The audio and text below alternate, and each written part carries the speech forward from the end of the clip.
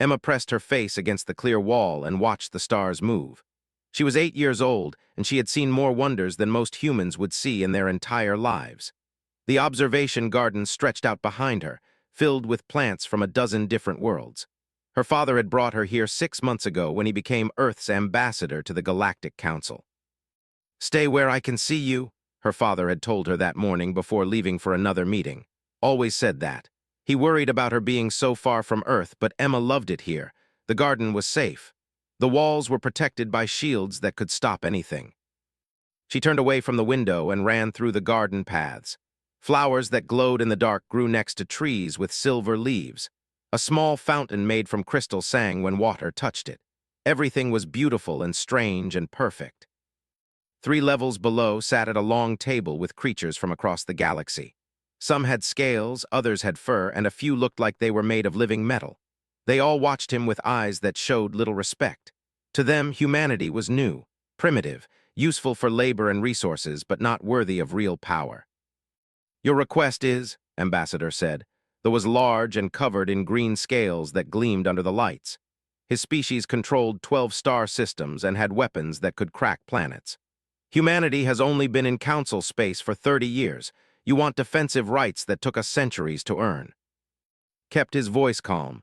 "My people just want the same protections you give to other species, the right to defend our colonies, the right to patrol our own space. Your people are barely capable of crossing your own solar system without our help," another council member said. Laughter echoed around the table. Not cruel laughter, but the kind that adults use when a child asks for something ridiculous.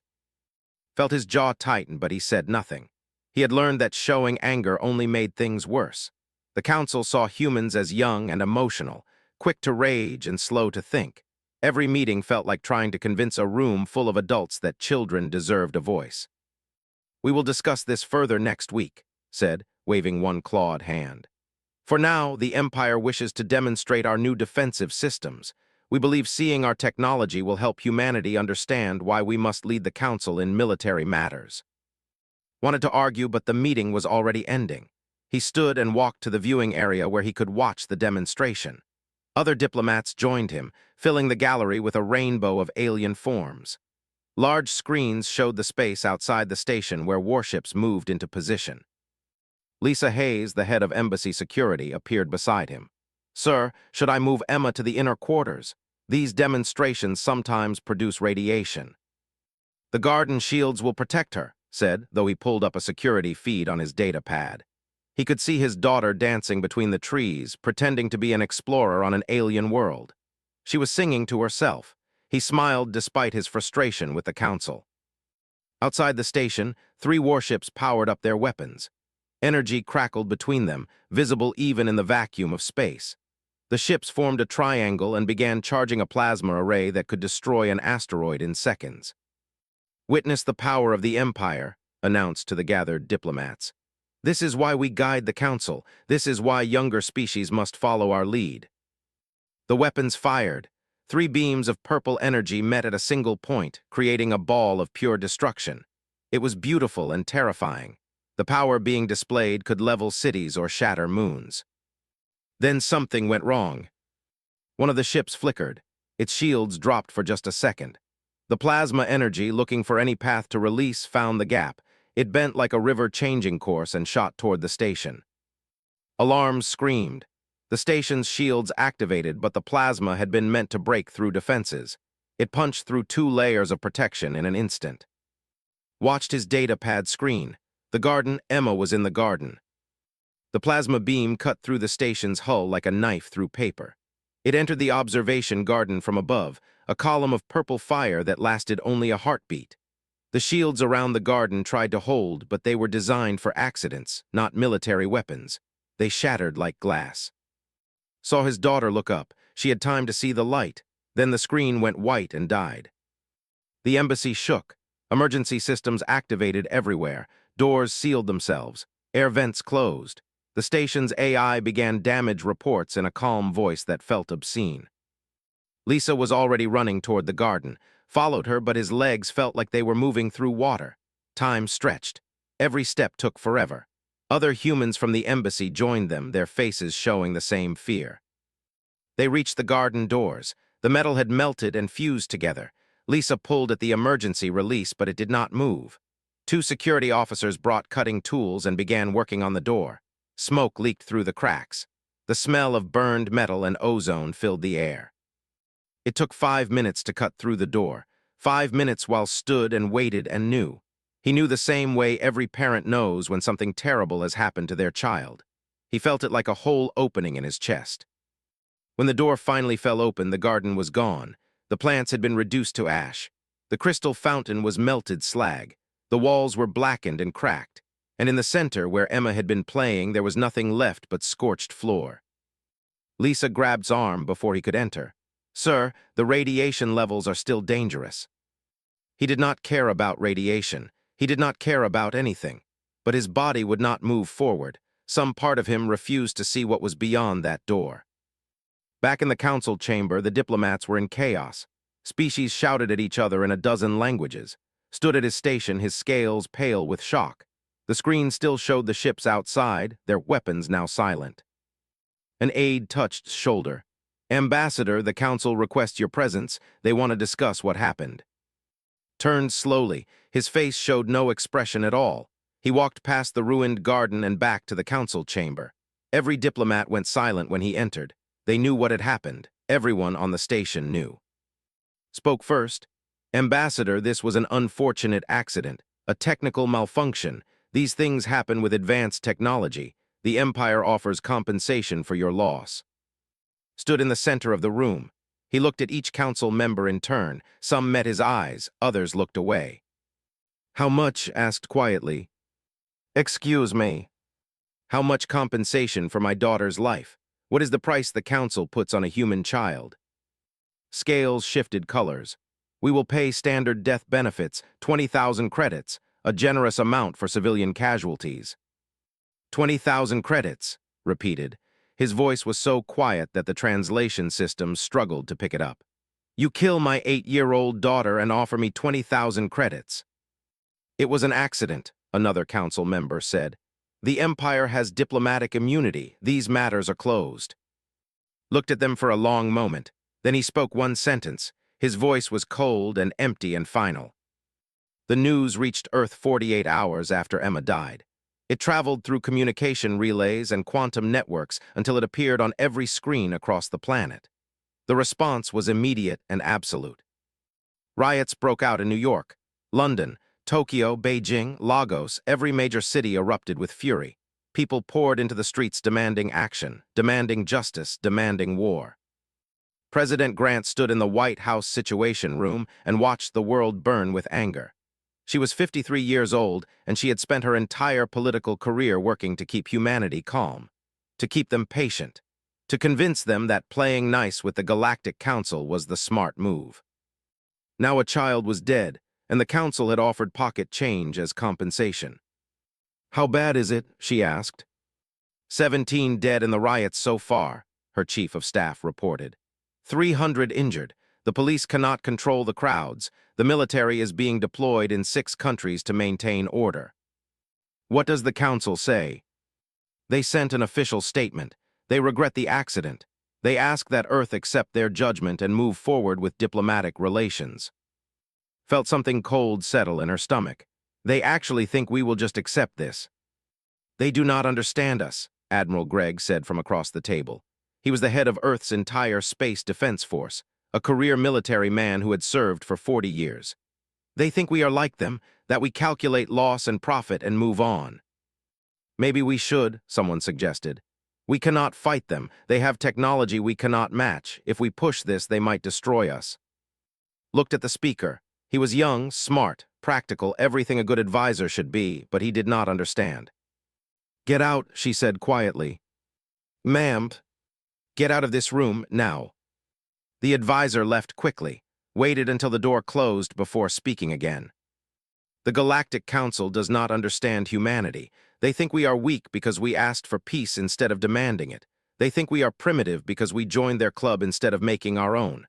They are wrong on both counts." She turned to Admiral. "How long until we are ready?" The Admiral smiled. It was not a pleasant expression. "We have been ready for 29 years, 3 months, and 16 days." Then send the recall order. Bring everyone home. The orders went out within the hour.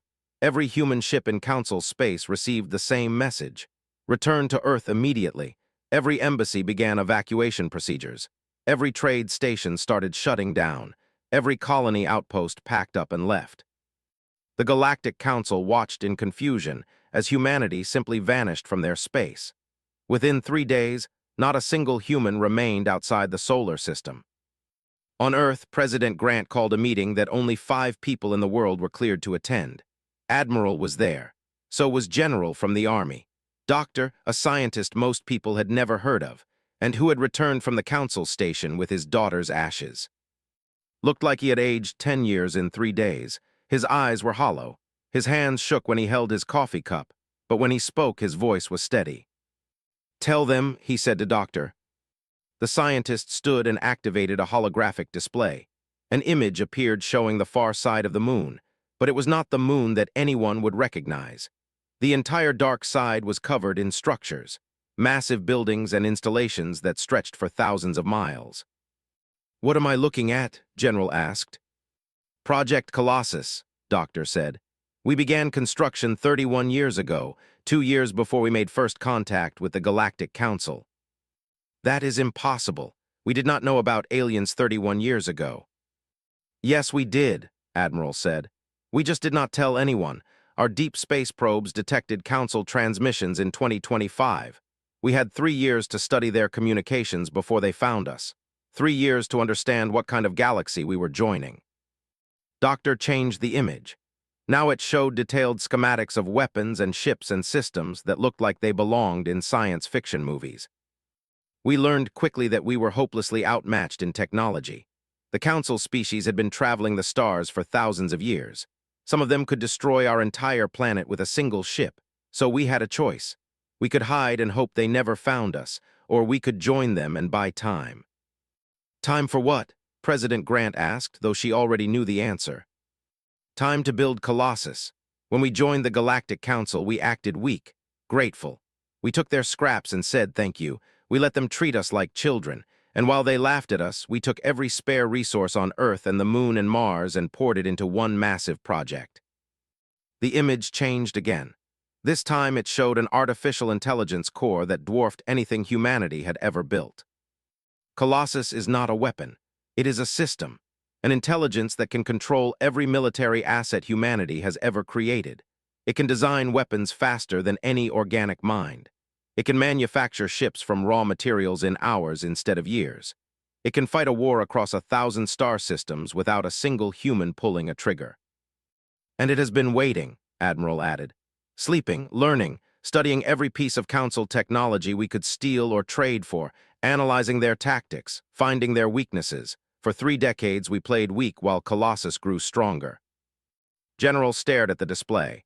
"This is insane. The resources alone, the people who would need to know. How did you keep this secret?"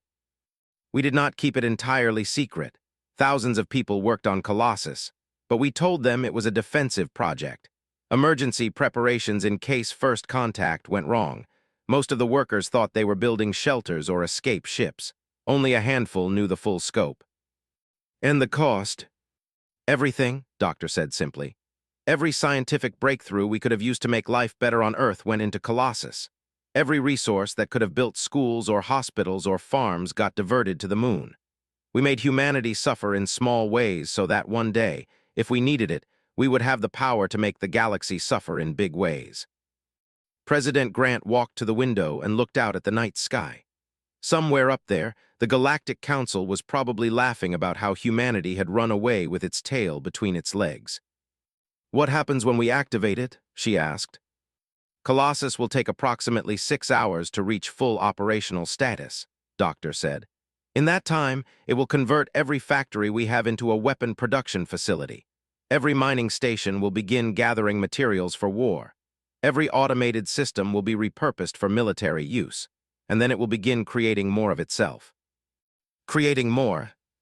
"Colossus is self-replicating. It can build copies of its own systems using captured resources.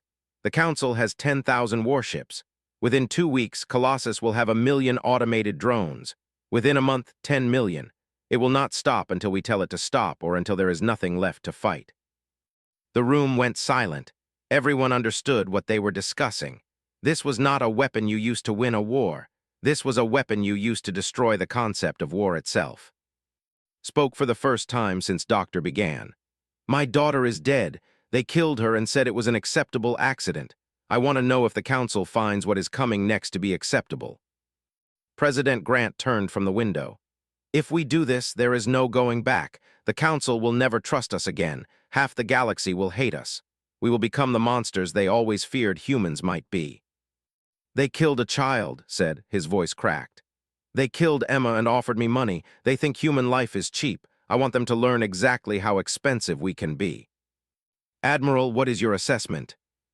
The Admiral did not hesitate. If we do nothing, humanity will always be the species that the Council can hurt without consequence. Our children will never be safe. Our colonies will never be protected. We will be servants pretending to be equals. Colossus gives us one chance to change that. One chance to show the galaxy that we matter. President Grant looked at each person in the room. She saw fear, anger, determination. And in size, she saw something that made her decision easier. She saw a father who had lost everything and wanted the universe to understand his pain. Council Prime N had ruled the Galactic Council for 73 years. She had seen species rise and fall. She had negotiated peace between ancient enemies and prevented wars that would have burned entire sectors. She was considered wise even among her own people, who lived for centuries. But she had never seen anything like the humans vanishing. Where are they? She demanded. Her crystalline form shifted colors with her agitation, flashing from calm blue to worried yellow. Every single human ship has left Council space. Every embassy is abandoned. Every trade station is empty. They retreated home, Ambassador said. He stood at his station looking pleased with himself. As I predicted, they realized they cannot challenge us. They will return when they learn to accept their place. I am not convinced, Intelligence Officer said. The creature clicked her mandibles together nervously. Their withdrawal was too organized, too fast. This was not panic. This was a planned evacuation. You worry too much, replied. What can humanity do? They have no weapons that threaten us, no allies who will support them. They are alone and weak. N was not sure. She had met Ambassador once before his daughter died. She remembered him as quiet but intelligent, patient but determined, not the kind of person who ran from a fight. Show me what our scouts have found in human space, she ordered. Activated a display. Images appeared from long-range sensors pointed at Earth's solar system. The first images looked normal. Earth, its moon, Mars with its colonies, all as expected. Then the energy readings appeared. This cannot be right, one of the Council scientists said. These readings suggest industrial output at levels that should be impossible for their technology. Check again, N ordered. The scientist ran the data 3 more times. Each time the results were the same. Earth's solar system was consuming energy at rates that matched some of the Council's most advanced worlds, worlds that had been industrialized for thousands of years. Perhaps their equipment is malfunctioning, suggested. All of it, asked. Every sensor we have pointed at human space is showing the same data, and there is more. Watch this. The display changed to show footage from 2 days ago. A single ship had emerged from Earth's orbit. It was small and angular and moved with mechanical precision. It did not respond to any hails. It simply flew to the nearest asteroid field and began mining operations. One mining ship does not concern me, said. Wait, replied. The footage continued. 6 hours later, 2 ships emerged from the first one, perfect copies. They began mining at a second asteroid. 6 hours after that, 4 ships appeared, then 8, then 16. They are replicating, someone whispered. It gets worse, said. We have detected similar ships in 17 systems. Dead systems we thought were worthless because they only have raw materials and no habitable worlds. The humans are mining them all, and they are building something with those materials. She brought up new footage. This showed a region of space near a gas giant that humanity had claimed but never colonized. Massive structures floated in the void. Geometric patterns that stretched for hundreds of miles. Thousands of identical drones worked on the construction, moving in perfect coordination. What are they building? N asked. We do not know, but it is big, very big, and it is not alone. We have found similar construction projects in 8 locations around human territory. Finally looked worried. Send a patrol, find out what they are doing. 3 warships were dispatched to investigate the construction near the gas giant. They were heavy cruisers, each capable of destroying a small fleet. The crews were experienced. They had fought in a dozen campaigns and won them all. Captain or commanded the patrol. He had served in the military for 40 years. He had seen combat against pirates, rebels, and rival species. He was not afraid of humans and their strange projects. His ships dropped out of faster-than-light travel at the edge of the system. The construction site was visible immediately. It was massive, larger than anything or had ever seen. Drones swarmed over the structure like insects on a corpse. "Hail them," he ordered. The communication officer tried. No response. The drones continued working. "Move closer. Let them see our weapons. That usually makes primitives nervous." The 3 warships advanced. Their shields were at full power. Their weapons were charged. They looked like the predators they were designed to be. The drones did not react. They just kept building. "This is Captain or of the Empire to the human vessels. You are constructing military installations without council approval. Shut down your operations immediately or we will fire upon you." Still no response. Or felt his patience end. Target the largest concentration of drones, fire a warning shot. The weapons officer obeyed. A plasma bolt shot across space and struck a cluster of drones. 5 of them exploded in bright flashes. Then everything changed. The structure came alive. Panels that or had thought were construction materials suddenly reconfigured themselves. Weapons emerged from hidden ports, thousands of them, and they all turned toward the ships. "Shields to maximum," or shouted. Too late. The structure fired, but these were not council weapons. These were something new. The energy beams bent space itself, curving around the shields like water flowing around a rock. They struck the ships from angles that should have been impossible. The first cruiser lost power immediately. Its engines died. Its weapons went offline. It floated helplessly in space. The second ship tried to run. It made it 300 miles before beams of light punched through its hull. Precise strikes that disabled every major system without destroying the ship itself. Or ship was last. He ordered all weapons to fire at once. Plasma bolts and missiles streaked toward the structure. The structure did not even try to dodge. The weapons hit and exploded, and when the light faded, the structure was undamaged, not a scratch. "What kind of shields are those?" his weapons officer whispered. Or did not have time to answer. The structure fired again. This time the beam hit his ship's communication array, then the engine controls, then the weapons systems. Each shot was surgical, perfect, like a doctor cutting out pieces of a body with complete precision. His ship went dark. Emergency power kicked in, but it was not enough for shields or weapons, just enough to keep them alive. Or activated the emergency beacon. It would broadcast their position to the council. But as he watched his display, he saw something that made his blood turn cold. The drones had stopped building, all of them. Thousands of drones floating in perfect formation, and they were all looking at his ships. "Captain," his sensor officer said, "I am detecting something, the structure. It is not just a weapons platform." "What is it?" "I think it is a factory that builds more factories, and weapons, and ships, and it has been doing it for days. The construction we interrupted was not the beginning, it was the middle." Or looked at his displays and realized the truth. The 3 warships had not found a construction site. They had found a small piece of something much larger, something that had been growing in the dark while the council celebrated victory over humanity. "Send a final message," he ordered. "Send it on all channels. Tell the council that the humans are not retreating. They are not preparing for war. They were already ready. They have been ready for longer than we knew." The message went out as his ship's last power died. The emergency lights flickered and went dark. Orr and his crew floated in the silence of dead ships while around them, the drones resumed their work. Back at the council station, En received the message. She watched the footage from Orr's ships. She saw the weapons that bent space, the shields that ignored everything that threw at them, the precision that spoke of intelligence far beyond simple automated systems. "They did not build this in 3 days," she said quietly. "This took years, decades. They were building it while we laughed at them." "That is impossible," said, but his voice lacked conviction. They joined the Council 30 years ago. They were nothing. They had barely left their own planet. Maybe they were nothing, said. Or maybe they wanted us to think they were nothing. Maybe we have been fooled from the very beginning. En felt fear for the first time in decades. Real fear, not fear of losing a battle or a territory. Fear of having made a mistake so large that it could not be fixed. Send a message to Earth, she ordered. Tell them we want to negotiate. Tell them we will discuss proper justice for the child. They will not respond, said. They have gone completely silent. I do not think they want to talk anymore. Then what do they want? Admiral Gregg stood in Earth Command and watched the displays with calm satisfaction.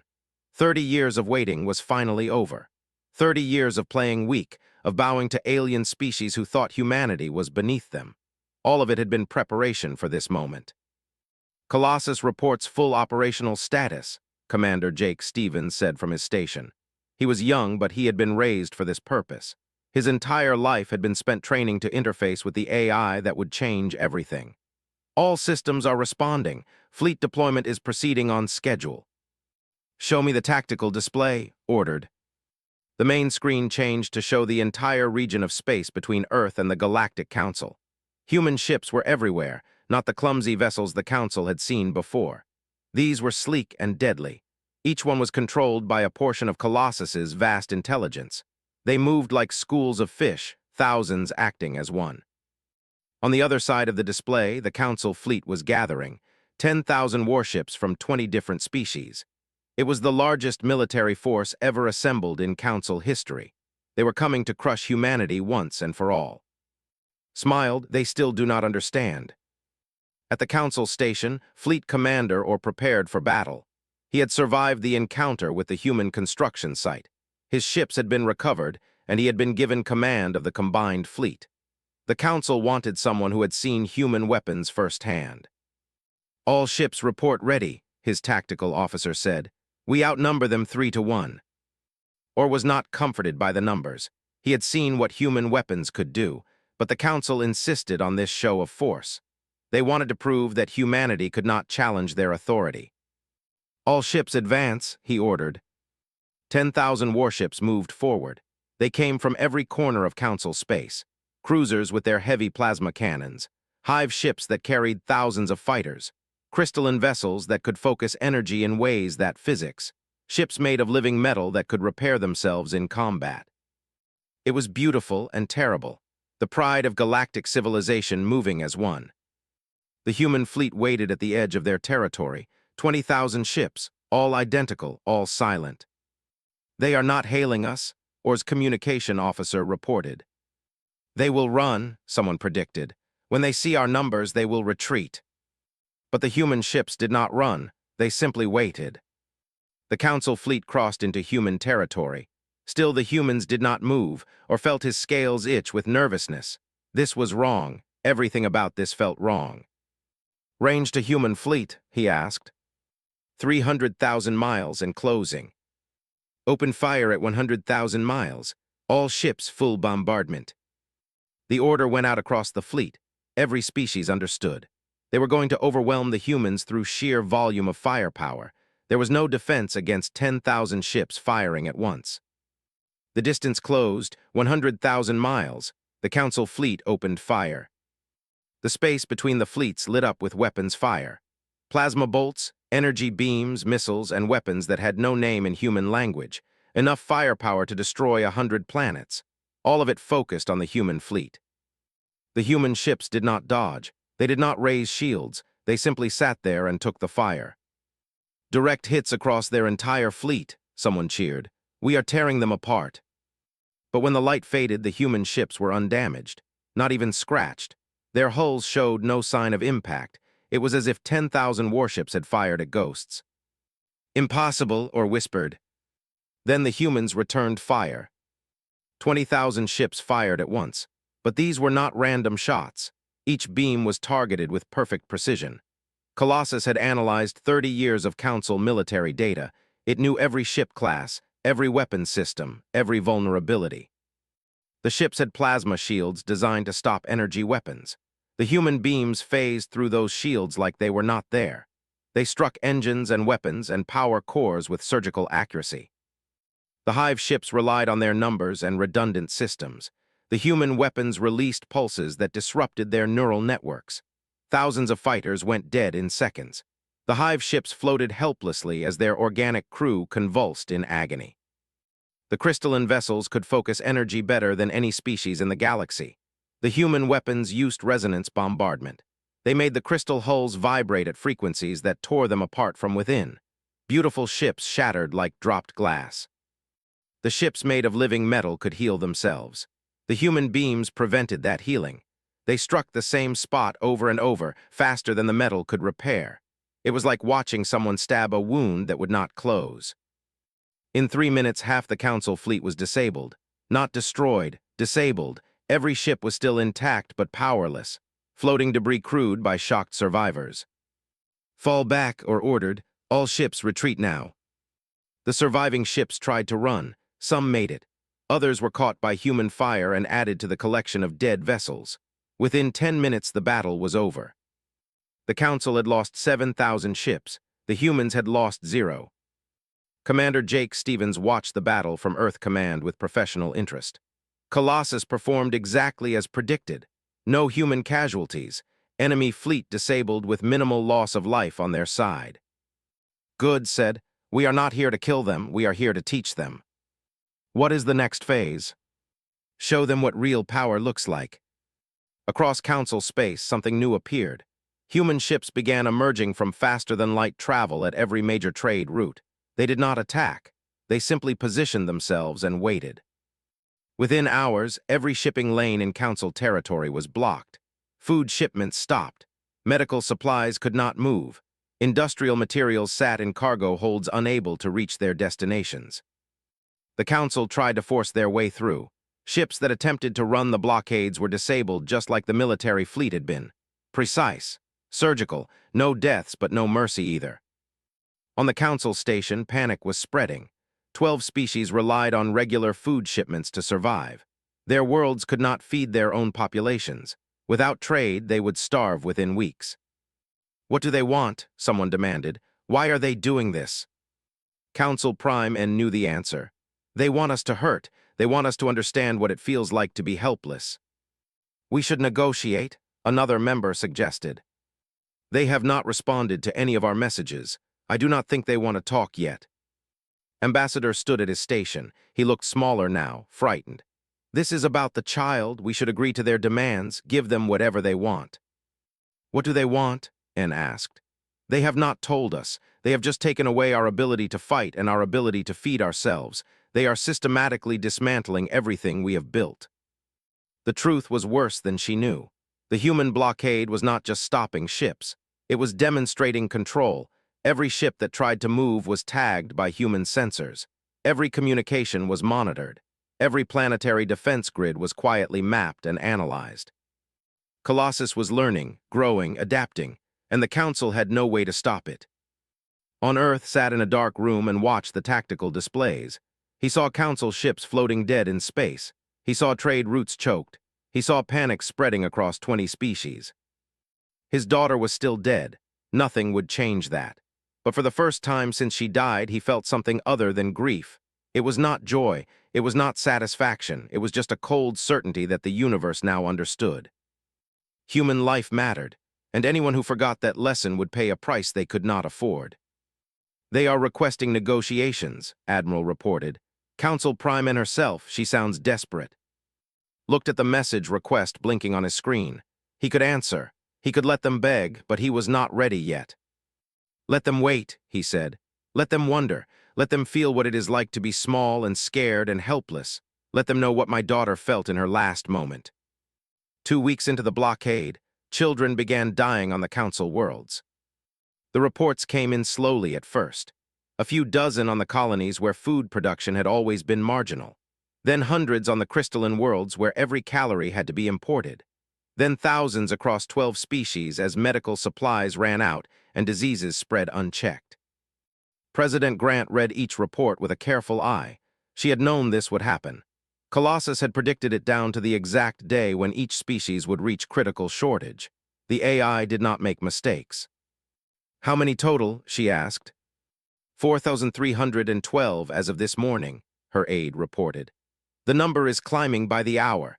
The council is broadcasting public pleas now. They are showing images of their dying children on every channel." Felt sick, this was the price of power.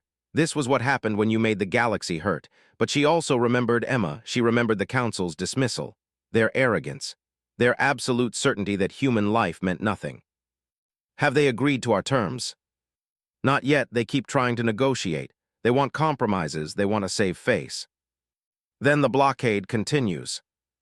On the council station, Council Prime N had not slept in 3 days. Her crystalline form was cracked from stress. Colors flickered across her surface without control. She was watching her civilization die, and she could not stop it. "We must accept their terms," she said for the 100th time. "Whatever they want, whatever it costs." "We cannot give them everything," Ambassador argued, but his voice was weak now, broken. "If we surrender completely, the Council will never recover. Other species will see our weakness. They will challenge us." "Other species?" N's voice was sharp.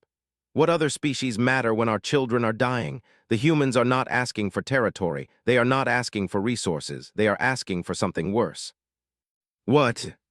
"They are asking us to admit we were wrong. To admit that we are not superior. To admit that we built this entire civilization on the idea that might makes right, and now someone mightier is teaching us what that truly means." The door opened. A human had arrived, not an army, not a fleet, just one person. President Grant walked into the council chamber like she owned it. No guards, no weapons, she did not need them. Everyone knew that outside the station, 20,000 ships waited for her command. The council members stood as she entered. It was a gesture of respect they had never given to any human before, noticed but said nothing. She walked to the center of the chamber where ambassadors normally begged for the council's favor. "You wanted negotiations," she said. Her voice was quiet, but every word carried weight. "I am here." N stepped forward. "President Grant, we accept that an injustice was done. We will provide compensation for the family. We will punish those responsible. Please stop the blockade. Our people are dying." "Compensation," repeated. "You think this is about money. Then what do you want?" Pulled up a display. It showed faces, thousands of them. "These are the children who have died in the past 2 weeks because of the blockade. I want you to look at them. I want you to see each face, each name, each life that ended because of what we did." The council members looked. Some turned away, others stared in horror. "I see them," N whispered. "I see them all." "Good, because every one of those deaths is on us, on me. I gave the order that killed them just as surely as your military killed Emma. The difference is that I knew what I was doing. I chose this, and I will carry that weight for the rest of my life." "Then end it," begged. "Please end the blockade." "Not yet," said. "First, you will hear our terms, all of them, and you will agree without negotiation, without compromise, without trying to save your pride, because your pride is what started this." She brought up a document, pages and pages of demands. "First, ambassador will stand trial for negligent homicide. Human court, human law. If convicted, he will serve whatever sentence is given. No diplomatic immunity, no special treatment." Scales went pale, but he nodded. "Second, the Galactic Council will restructure its charter. Every species gets equal representation regardless of technology level or military strength. One species, one vote. No more councils of the strong ruling over the weak." Murmurs went through the chamber. This would change everything. The entire power structure that had existed for thousands of years. Third, Council military operations will be subject to human oversight. Any use of force requires human approval. Any weapons test near civilian areas requires human safety protocols. "You want control of our military," someone said. "No, we want you to learn that power comes with responsibility. You have had weapons for thousands of years, but you never learned when not to use them. We will teach you." "What else?" N asked. "Reparations, not money, knowledge. You will share your technology freely with humanity, your medical advances, your agricultural techniques, everything that can improve human lives. You will help us become your equals not through war but through education. And in return, we will end the blockade. We will repair your ships. We will help feed your people until your supply lines recover. And most importantly, we will not conquer you. We will not rule you. We will not reduce you to servants the way you plan to do to us." The chamber was silent. The terms were harsh, but they were not cruel. This was not a speech of conquest, it was something else. "I do not understand," N said. "You have the power to destroy us, to take everything. Why offer peace?" Entered the chamber then. He had been waiting outside, had asked him to come for this moment. He looked at the council members with eyes that had not stopped hurting since his daughter died. "Because," he said quietly, "we are not you." He walked to the center of the chamber and stood beside. "You killed my daughter. You offered me money and told me to accept it. You thought I was weak because I did not immediately declare war. You were wrong. I am not weak. I am human. And humans understand something you never learned." "What?" whispered. "That strength without mercy is just cruelty. That power without restraint is just evil. You had weapons that could destroy planets, but you never learned when not to use them.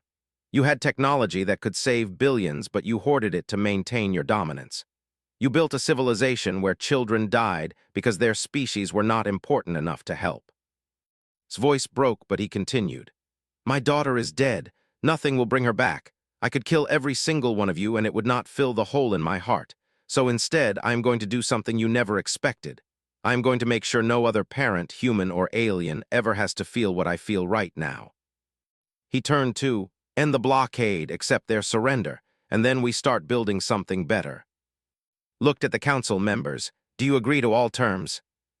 "Yes," N said immediately. "We agree to everything." "Then this war is over."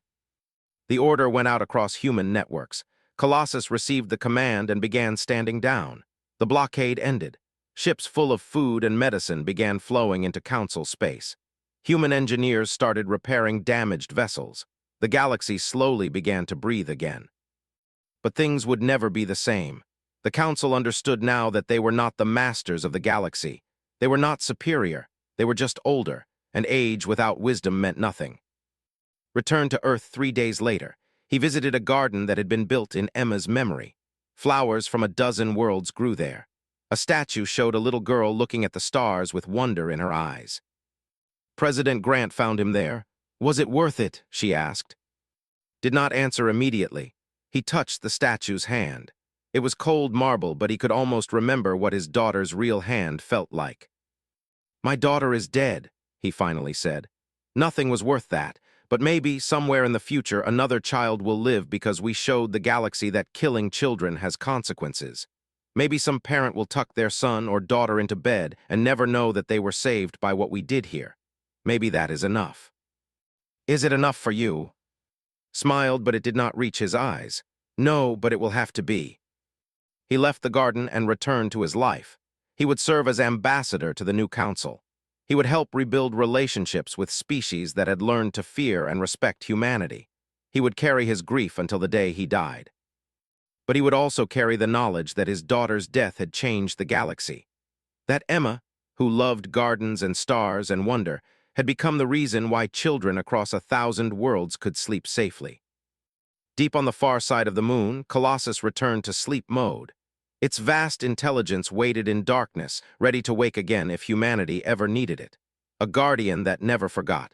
A weapon that hoped to never be used again. The galaxy had learned an important lesson.